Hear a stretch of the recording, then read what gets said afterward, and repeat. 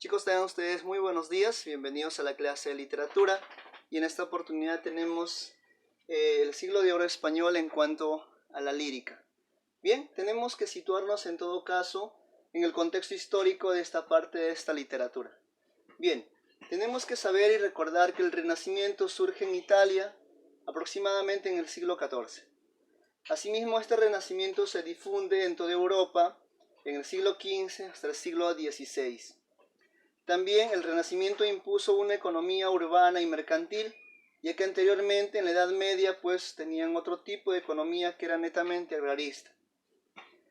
Asimismo también en este Renacimiento pues tanto la educación, el arte y la música tuvieron un mecenazgo. ¿Qué significaba el mecenazgo? Alguien que se dedicaba al cuidado o a la protección de las artes, de la música, lo que hoy podríamos llamar los managers, que de algún otro modo protegen y cuidan tanto el arte, tanto la música o tanto el tema educativo. Bien, dentro del siglo de oro español también nacen los renacimientos y vamos a ver el primer renacimiento. El primer renacimiento reinó Carlos V, ¿ya? Asimismo España dominó gran parte de toda Europa. Nació las ideas tanto filosóficas de Erasmo de Rotterdam, y gracias a Erasmo de Rotterdam también se da el humanismo, ya que de algún otro modo lo consideran como el precursor del humanismo. También en este primer renacimiento se cultivó la historiografía, se escribió diálogos humanitarios, y lo más interesante que nace la escuela italiana. Una escuela italiana con ideología, con filosofía, con ganas de revolucionar. Entonces, en esta parte de la escuela italiana nace la poesía bucólica y pastoril. ¿Qué era la poesía bucólica y pastoril? Hablaba sobre el amor entre los pastores de aquel contexto o de aquella época. En esta parte, Juan Boscán y Garcilaso de la Vega fueron los primeros en escribir este tipo de poesía, denominados églogas también.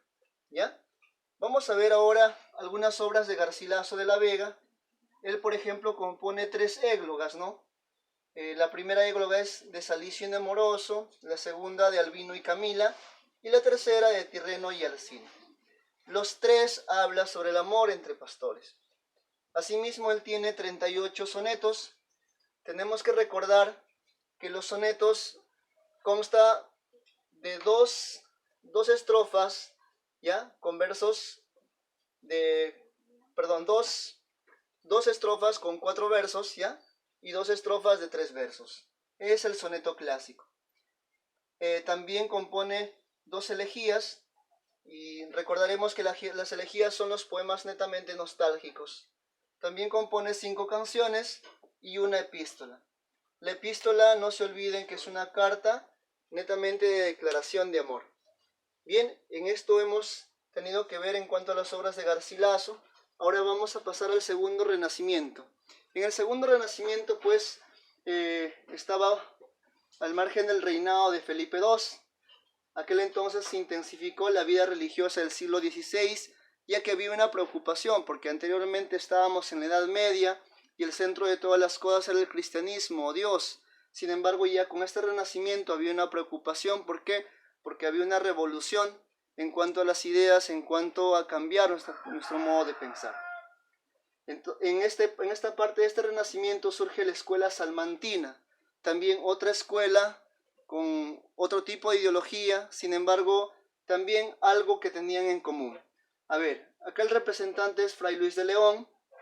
Su característica fundamental de la producción de Fray Luis de León fue el culto a la belleza, el amor a la naturaleza y pues en la búsqueda de la seriedad de la época clásica, ¿no? De la literatura clásica de aquel entonces. Él tuvo un tópico bien clarito que decía Beatus ille, que traduce como dichoso aquel, ¿ya? Las obras de Fray Luis de León son las odas a la vida retirada, oda a Salinas, oda a Noche Serena. Asimismo tiene la obra de los nombres de Cristo. En esta parte de los nombres de Cristo, pues, él se convierte en un maestro de la prosa castellana. Y pues otra de las obras es La Perfecta Casada, En esta obra La Perfecta Casada habla sobre las virtudes que toda mujer debería de tener. Y por último, pues la obra de Fray Luis de León traduce el Cantar de los Cantares del libro de la Biblia, que aquel entonces estaba escrito en hebreo. Sin embargo, esta traducción le trajo una consecuencia a él, que fue acusado por traducir del hebreo a una lengua vulgar, ya que el Concilio de Trento aquel entonces prohibía que los libros de la Biblia fueran traducidos a cualquier lengua vulgar. Bien, chicos, hasta aquí hemos llegado a una parte de la literatura del siglo de oro español en cuanto a la lírica. En la próxima clase posiblemente estaremos dando más detalles ya en cuanto a esta literatura del siglo de oro español. Bien, chicos, nos vemos en la próxima clase.